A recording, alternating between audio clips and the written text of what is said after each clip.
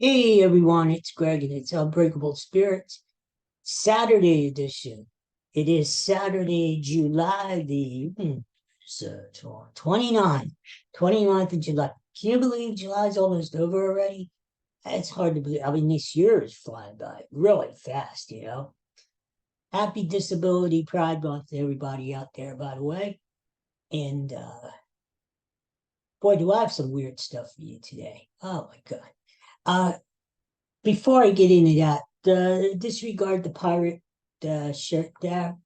Not a pirate fan. I got this as a souvenir when we were out in Pittsburgh a few years ago. We went out to see the Phillies play the Buccos, and in fact, the Phillies are out there now playing the Pirates over this weekend. They won the first game last night, 2-1. Uh, but we were out there to see the Phils play the Buccos, and we had actually had a good time. You know what? I gotta say, Pittsburgh is a nice city. I've never been out there before, and I heard a lot of nice things about Pittsburgh. I said, we're gonna go out there and see a game. It's not that far. I mean, it's far. It's a good drive, but it's one road, and you go straight down the turnpike. And you go through. The worst part of it was going through like three tunnels. I'm not a big fan of tunnels, but anyway, it was a nice drive. 5 hours or so. We were out in Pittsburgh, and it's a really nice city. I was very surprised. It's small. It's compact. The people were very friendly. The stadiums are beautiful. PNC Park for baseball is gorgeous. What a beautiful view. We were sitting right behind home plate. Uh, the the food out there was really good. Yeah, had a hot dog, had ice cream, had the usual, these little pretzel bites that you dip in mustard, really salty, very good.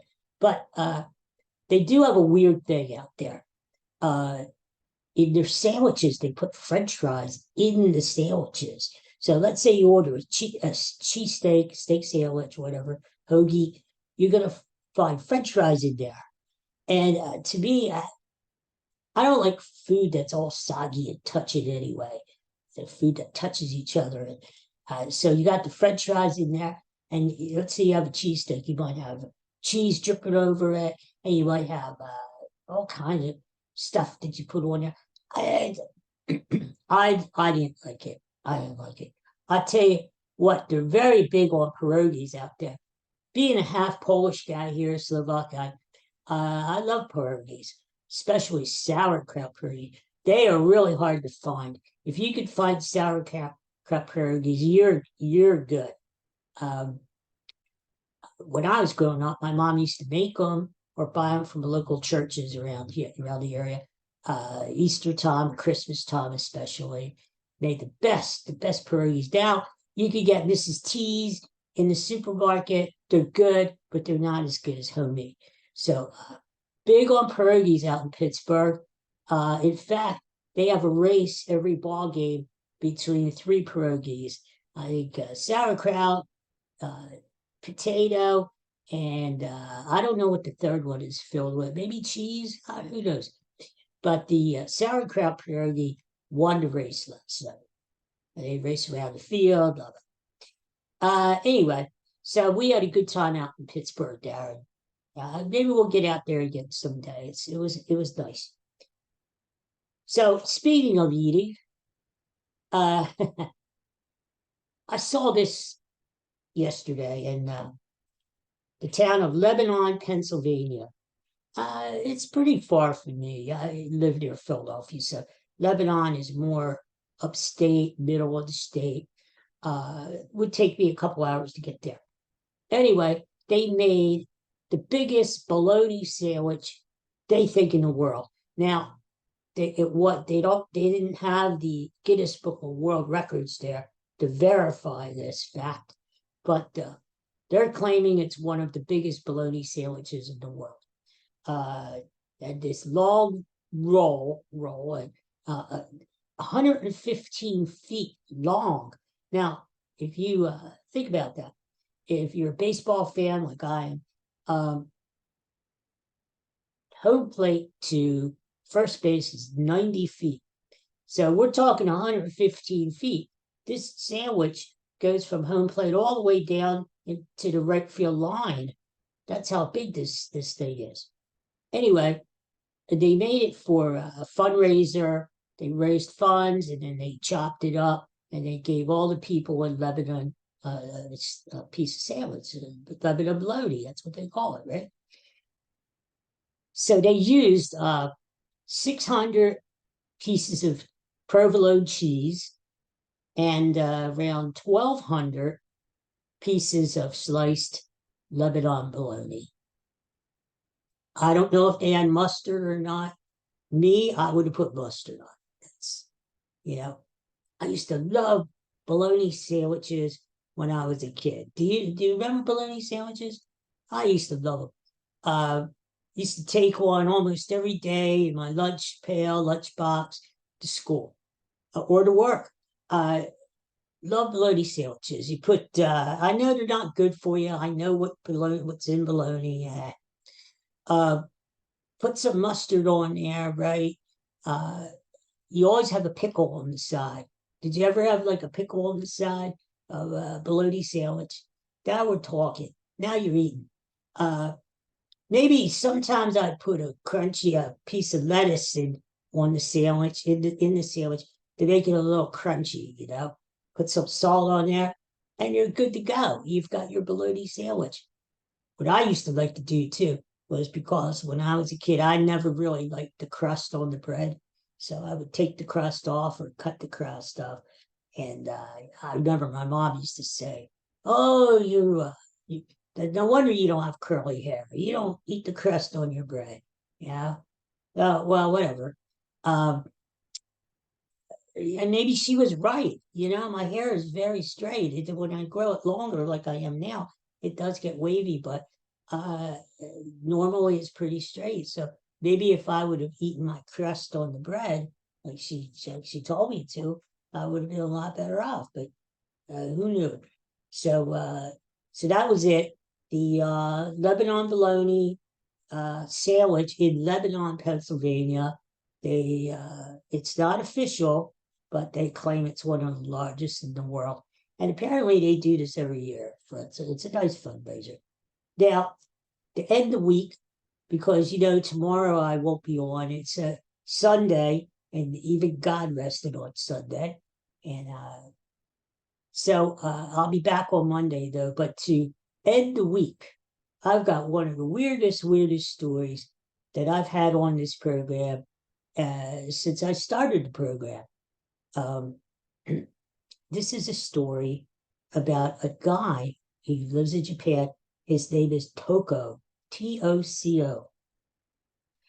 And Toco, his dream, his goal in life was to how can I say this? To transform. He wanted to be an animal. I'll just come right out and say it. He wants to be an animal.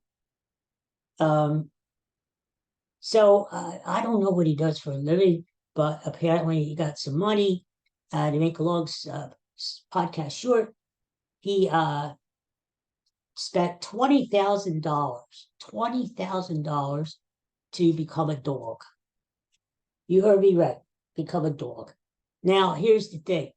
He actually seriously wanted to become a dog. But our technology, our medical know-how, we don't know how to do that yet. Maybe someday, if let's say you want to become a squirrel, you want to climb trees and you want to do squirrel things, looking for nuts, whatever, we'll have the capability. Not me, I'm not going to be, but people down the road in the future will have the capability of transforming you surgically and otherwise into a squirrel, and you'll be a squirrel. God help us, huh? This is the world is ending, First, it's a pandemic, then it's UFOs. Now people want to become animals. Well, this Toco guy in Japan, he found out that he couldn't actually become an animal. That had to be a shock to him. Could it be an animal? So I said, well, the best thing we could do is we could make you a costume, a suit, like a Halloween costume, only better, where you could transform yourself into an animal, and then in your mind, you could say, I'm an animal, I'm an animal. Well, they narrowed it down because they had to know what kind of animal do you want to be, Toco. And he finally said, okay, if I had to be an animal, I want to be a dog, specifically a border collie. So I said, okay, we can do that. We can do that. So there's this company in Japan that makes outfits like this. And I don't have a picture. I wish I did. Uh, they made this guy such a realistic outfit that he really looks like a dog. If you saw him, Google this guy, by the way. It's Toco. Um, if you saw this guy, you know what he looked like to me when I saw him? Remember the Wizard of Oz? And they had the cowardly lion, Bert Gar, with all that fur on his face and the makeup and everything. That's what this guy looks like, only he's a dog. But they made one mistake. He wasn't, they did not make him into a border collie. He looks more like a collie, like Lassie. He looks like Lassie's brother. And Lassie from another mother. And he's got this fur on his face and this long snout and the ears. Everything is Latin. The more I talk about this, the more ridiculous it is. But it's true. It's true. Anyway, so they make this costume up for him. And this guy is serious. So he spends practically all day in the costume. He gets down on his fours and he doesn't leave his house for a while. I wonder why. He's learning how to be a dog. So in his backyard, he's rolling around, probably rolling in his own poop. That's what dogs do, right? And he's just learning how to be a dog. He's in this costume. Um, he's just learning how to be a dog. What can I say?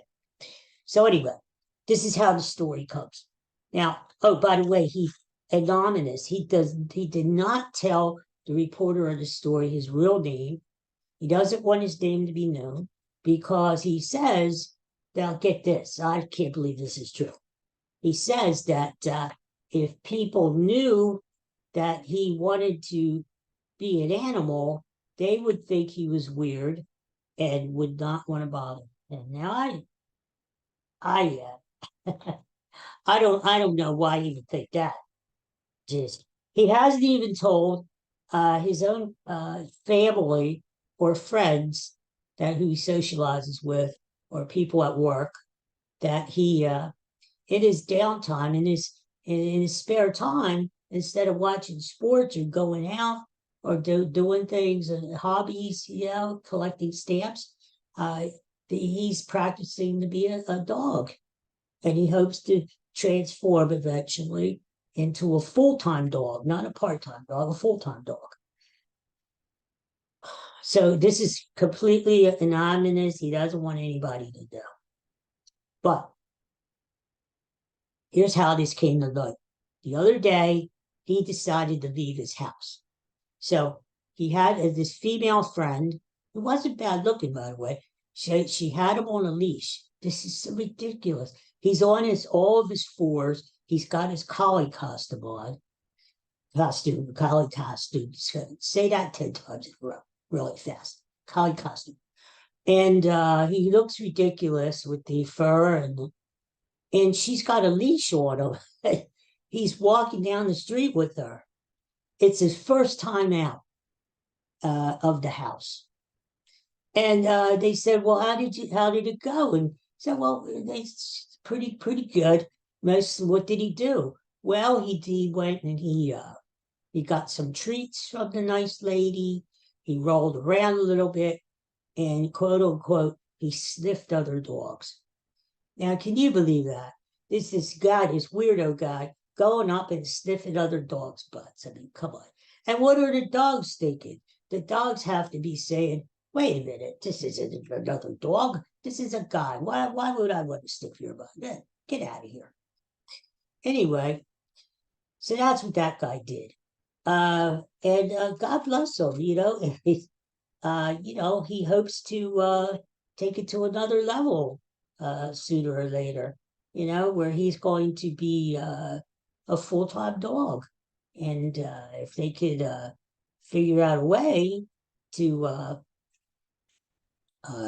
surgically transform him into Rid Tid Tid, or yeah, they're going to do it. He's crazy Japanese. I'll tell you what, everything happens in Japan. First it's Godzilla, now it's a man who wants to be a dog. Uh, my only thing is, what's going to happen when the Doberman next door gets in heat? That could be a problem right there. Um, yeah, so that's it. I mean, what else can I say? I can't top that. I'm glad it's Saturday. I'm glad it's the end of the week because I don't know if I'd be able to top that story. We're gonna try again on Monday when I'm back. Um, you guys have a great Sunday, a great rest of the weekend. I'm gonna go lay down after that. Jesus. Um, it is going to be start to get a little nice. I don't know what it's going to be like in your neck of the woods. I hear it's really still hot out there, so take care and stay cool. And here in Pennsylvania, we're getting a break. Thank you, God. Thank you, Jesus. We're getting a break. It's going to be only in the low 80s next week. It's going to be refreshingly cool, down into the 50s and 60s at night. I'll finally be able to open my freaking windows and get some fresh air. And yeah, so we're getting a little bit of break. I hope you guys will too. So take care. And if you get a chance, hit the subscribe button or like or whatever you do. And that way you won't miss an episode of Unbreakable Spirits, and you'll be able to get all this good crap that I throw out to you. Now, see, if you weren't watching today, you would never know about this guy in Japan who wants to be a dog. So, aren't you glad I'm around? Are you going to miss me till Monday? I don't think so. So, anyway, you guys take care, and I'll talk to you again on Monday. All right. See you later. Bye bye.